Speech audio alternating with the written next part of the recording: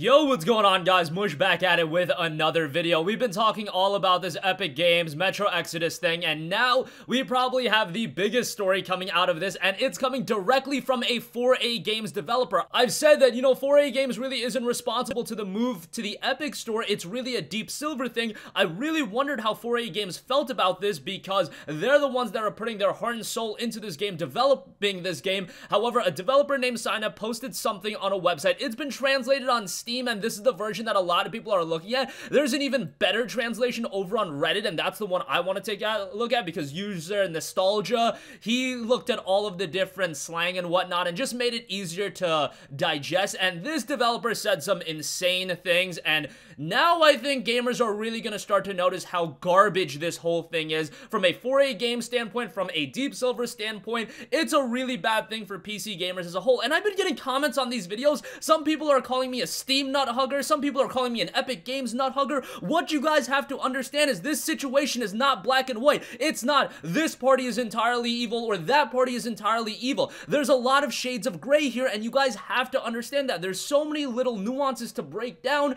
and I feel like a lot of you guys aren't understanding that. So either some of you guys are seeing me completely siding with one side, saying that I'm a Steam nut hugger. Some of you guys are saying that I'm supporting Epic Games and their practices and I'm garbage to the PC gaming community. I try to look at things from an objective viewpoint, and that's what I'm going to try to offer to you guys once again, and I hope you guys can understand that. But this in particular, man, 4A Games is not doing themselves any services here, so I'll take a look at this translation. I'll go over the entire thing. Outside of that, I also want to take a look at what something Microsoft Studio boss Phil Spencer said on the Major Nelson podcast about their first party, and of course, first party is very relevant to PC as well, because all of those games come over to PC. And then, speaking of first party Microsoft titles, we've got a great deal on Gears of War 4, and then I also do want to quickly go over the Twitch Prime offerings for February. Twitch Prime might be the hidden OP deal on PC. Everybody gets it with Amazon Prime. A lot of you guys have Amazon Prime, so we'll take a look at that at the end of this video. But majorly, we're going to be talking about what a 4A Games developer said about Metro Exodus move to the Epic Store. And again, there's a post over on Steam that everybody's looking at. There's a lot of responses to it, everybody breaking it down. However,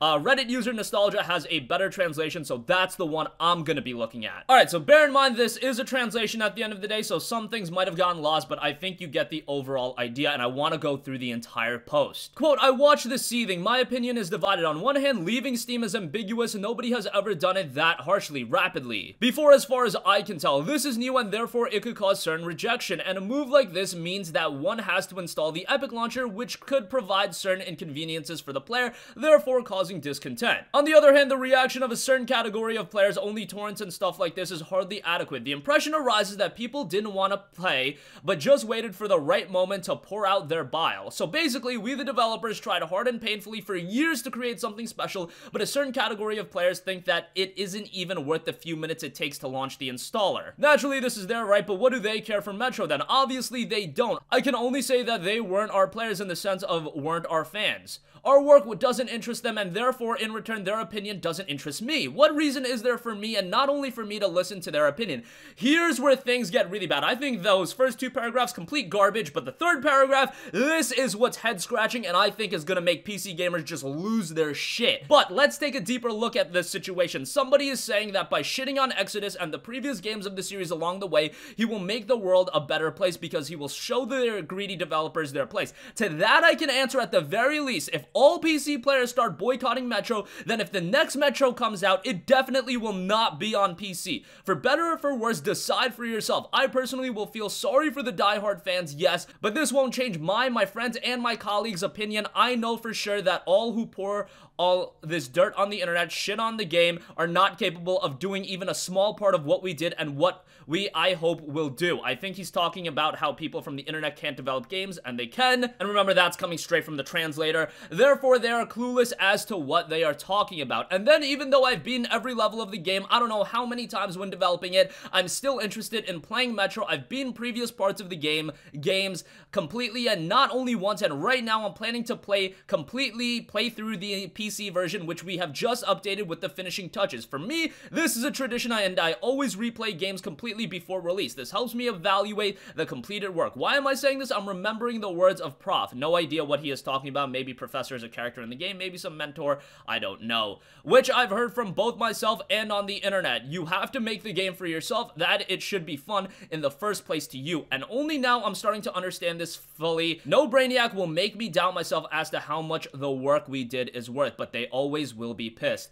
Oh my god, how do we digest this from the get-go? Like, I can break this down paragraph by paragraph, but this is really a shaming tactic. Oh, PC gamers don't want to play Metro. You don't want to install the Epic launcher. That is within our right. I know he says that, but to pin this on PC players as to we don't care about Metro enough, no, we care about Metro a lot. That's why we are showing our outpouring of rage. We don't want the game to be exclusive to the Epic Store. Do you want to release it at the Epic Store at a discount? Sure, do that, but we want to have the option. Imperative word there, option. PC gaming has always been about options, and you're stripping away the options. The fact that some people cannot understand this is mind-boggling to me. And that is the issue. Does the Epic Store even have the infrastructure that Steam has right now? Absolutely not. Look at when they gave away Subnautica for free. Great gesture by the Epic Store, but people got Subnautica for free, and they were going over to the Steam forums to check out that game's issues and ask for help with that game. Does that not indicate a little bit of oddness and weirdness to the Epic Store? Yes, the Epic Store is in its infancy right now and things will evolve, but at this point, to release a huge game like Metro Exodus exclusively to the Epic Store, how can you not be a little bit disappointed by that? How can you not expect backlash from PC gamers, especially because you listed the game on Steam for so many weeks, so many months? Like, it's obvious to me. It was obvious from the get-go that this was gonna have a lot of backlash. If you told me a couple months ago, while Metro Exodus was posted on the Steam store, hey, you know, Metro Exodus is actually gonna be on the Epic Store, and let's say they told me that in private, I would've been like, holy crap, that is going to have insane backlash from the PC community, and would you look at that, there's insane backlash. Now, do I agree with everything that PC gamers have said? Do I agree with review bombing Metro Last Light and Metro 2033, two legitimately great games? Not necessarily, but PC gamers aren't like console gamers where they're gonna sit on the sidelines. I know console gamers have gotten better on voicing their opinions, but PC gamers have always voiced their opinions with a lot of content and a lot of harm. I know that sometimes that's not the best way to get your message across, but I think that's better than not asking for things altogether and not hearing your opinion heard. And then he adds that 4A Games and Deep Silver will not be releasing the game on Steam anymore. If that's not a shaming tactic, if that's not something like, hey, you gotta buy this game or we're never gonna release Metro games on PC anymore, what the hell is up with that? That's just crazy to me. Could you imagine any other publisher or any other studio saying something like that? An EA saying something like that? They would be buried into the ground, and the whole time I have had 4A Games' back. I have said this is not their decision. This is something that's happening at the higher-ups at Deep Silver, and it was strictly a business decision. And from that standpoint, I can kind of understand. But 4A Games, if they cannot understand why PC gamers would be upset and why we would boycott something like this, man, they are losing their minds as well, and this developer just comes across so entitled based on this translation. Again, some things might have gotten lost in this translation, but man, am I disappointed of everything this developer is saying based on this translation. Hopefully we'll get an update. Hopefully other 4A Games developers will come out and say, hey, we don't agree with this. We want to release our game on PC and Steam. And at the end of the day, the game is coming out on Steam in February of 2020, and if it's released at like a $29.99 price point or even less than that, I do think it's gonna sell pretty well come that time. But, you know, waiting a year to get the game on our platform of choice, that's a little bit idiotic. I don't want to see that. If you want to release the game on all platforms, hell, do that. Release it on Steam, release it on GOG, release it on the Epic Game Stores, hell, release it on Uplay, release it on Origin, release it on everything, release it on the PS Vita. I don't give a crap. Just release it on my platform of choice, and this is just limiting PC gamers' choice. If you don't understand that, I don't know what to tell you, but there you have it. I'll leave a link to the Reddit post as well as the Steam post. This was a translation, and I'll leave a link to the direct post itself because a lot to digest here, and I can go on with this for days, but they, I think, have done some irreparable damage to Metro Exodus on PC directly from this 4A Games developer, and there is some serious damage control that needs to happen very, very soon. So just an unfortunate scenario all around, and I foresee that a lot of people are going to change their tune about 4A Games, Deep Silver, the Epic store real quickly now. Moving on from that, and I know I went on a tangent about that, but that really required some emotion from me, so you guys know where I'm coming from. I'm still trying to be objective as possible with this situation, however, it just really irritated me. Let's move on from that. Phil Spencer, Xbox boss, said something pretty interesting on the Major Nelson podcast. Major Nelson, somebody I think everybody really knows, kind of that integral figure of the Xbox brand. However, he said something very interesting, saying, quote, "The capability that we have as a first-party organization will continue to get better." Now, if you don't know, Microsoft has always gotten a lot of flack for their first party, at least this generation.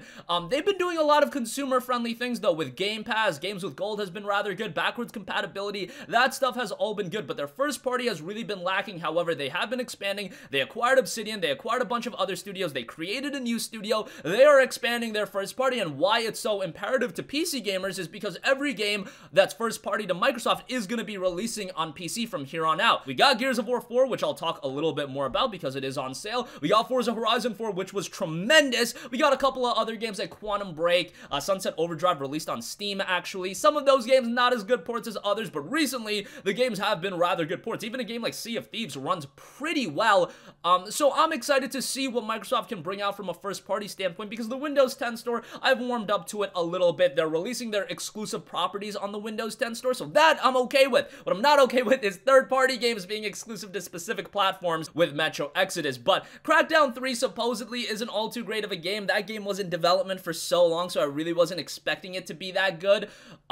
Other games this year that are coming out, Gears of War 5, if that turns out pretty good, I will be happy. I thought Gears of War 4's campaign was really good. Halo Infinite, to see Halo make a comeback on PC. However, I do want some new IPs as well. Halo, Gears, Forza, that can only take you so far. Crackdown has been a disappointment. State of Decay 2 was a rather big disappointment. Sea of Thieves, while it seems to have a little bit more popularity surrounding it based on some streamers playing the game, I just don't think that is the kind of game that is gonna bring a lot of people over to the Windows Store. If Halo Infinite turns out really well, that might change the tune a little bit. And as far as other games go, hell, a Fable 4, could you imagine that? That's been the long-time rumor that, what's it called? Playground Games, the developers behind Forza Horizon, are working on an open-world RPG. A lot of people are thinking that it is a new Fable game, and I think a Fable 4, if it turned out really well, man, people would jump all over to the Windows 10 store. The Windows 10 store had exclusive games like Fable 4, Gears 5, Halo Infinite, Forza Horizon. I mean, I don't know how much more you have to do to win people over. Maybe some new IPs in there, but at the end of the day, all of those are first-party games. All of those games are playable with Game Pass, a $10 a month subscription,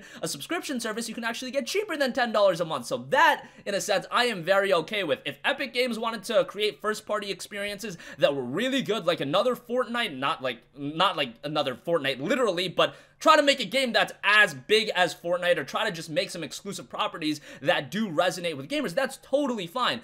If at any point the third-party agreements were signed with the Windows 10 store, you'd hear me complain as well. But let's hope Microsoft can continue expanding its first party. And lastly, do want to cover a couple of things. Speaking of Microsoft's first party, Gears of War 4 is on sale. It's down to $9.99. I wanted to mention this game specifically because I thought it was rather good. The PC version I had very little issues with. I think I had a couple crashes while playing the campaign, but actual performance, absolutely stellar, even playing that game at 4K. And it is a stunning game to play that game at 60 frames per second. Campaign was rather good. Multiplayer a little bit lukewarm and a little bit dead on PC, but I do believe they have cross-platform playlists as well, so $9.99 for that is quite good. Do note that if you do have a Game Pass subscription, you can play the game with that subscription and you can get a 14-day free trial, but I know some of you guys like to own your game, so $9.99 for that is quite good. Hopefully Forza Horizon 4 goes on sale soon, because that's something I would definitely recommend as well. And lastly, I do want to give you guys a shout on Twitch Prime. I don't know if you guys know, but Twitch Prime offers a lot of free games with it every month, and they're actually quite good games.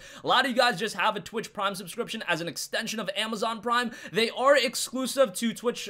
They are exclusive to Twitch's own service, so that's a little bit of a bummer. Could you imagine if you were getting Steam keys with this? Yeah, that would be pretty insane. But free games with Twitch Prime include Piku Niku, which was a game that was just released. I believe it was released on January 24th, so to give that for free, that's pretty huge. Or with your Prime subscription, if you do have that, you get Dear Esther Landmark Edition, Downwell, The Flame of the Flood, and Drachnik & Co. Puzzle Collection. So all of that, and then you get some free in-game loot every month as well, so that's something to check out. Just wanted to give that a note because I don't typically cover the Twitch Prime games, but a lot of you guys have Twitch Prime, so why not take advantage of the games that you're getting with it? And that's gonna conclude this video, guys. Wow, had to talk about about that Metro Exodus thing a lot because to me, this is absolutely insane. Hopefully, we get more 4A games developers coming out because I've always been on their side. This isn't an issue with 4A games, but if a developer is saying crap like that and he's talking on the behalf of his developers as well, man, that is just mind-boggling. I know you guys put a lot of work into the game, but you have to see through the lens of your consumer as well. Games are created by the consumer first and foremost,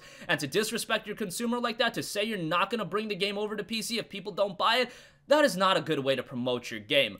It looks like Phil Spencer is going to continue growing first party on Xbox, and that's very important because as a PC gamer, we do get all of those games. And speaking of which, Gears 4 is down to $10, and you got a bunch of free games with Twitch Prime. The word free, you know, it's not really free. You got a Twitch Prime subscription, but you get the idea. That's going to conclude this video, guys. Definitely interested to hear what you guys think because so much to digest, especially out of that 4A games developer. So let me know all of your thoughts in the comments section down below. If you guys have a request for a future video, as always, leave that in the comments as well. And I will catch you guys in the next one. Peace out. Hey, what's going on, guys? Mush here again. Hope you enjoyed the video. As you guys might know, YouTube's notification system is sometimes a little bit wonky, even if you're subscribed to the channel. Maybe you're not abundantly aware that I uploaded a video. To remedy that situation, make sure you hit the bell notification button. This way, whenever I upload a new video, and I try to upload as consistently as possible, you will be notified directly of the upload, and you can watch it as soon as it goes live. I would really appreciate if you guys hit that button so you can stay up to date with all of the content I'm posting. But as always, guys, thanks for watching, and I'll catch you guys in the next one. Peace out.